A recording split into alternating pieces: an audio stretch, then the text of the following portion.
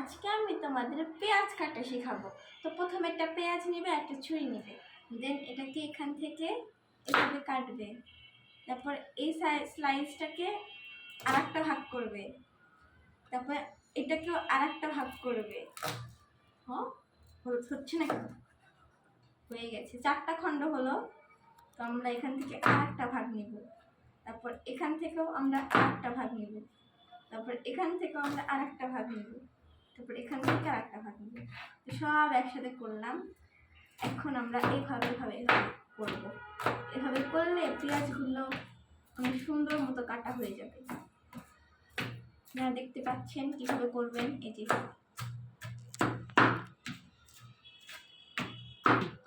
এই টেকনিকটা আমি লেবুর মা মাসিমণির কাছ থেকে শিখেছি। উনি একটু বেটার করে করেছে, বাট আমি সেভাবে পারছি না। যেটুকুই পারছি আলহামদুলিল্লাহ। আগে পেঁয়াজ কাটতে পারতাম না, এখন আমার জন্য অনেক হেল্প হয়েছে। অনেক সুন্দর মতো কাটা হয়ে গেছে, আপনারা দেখেন। ঐতিহ্যবাহী পেঁয়াজ। টাটা, আল্লাহ হাফেজ।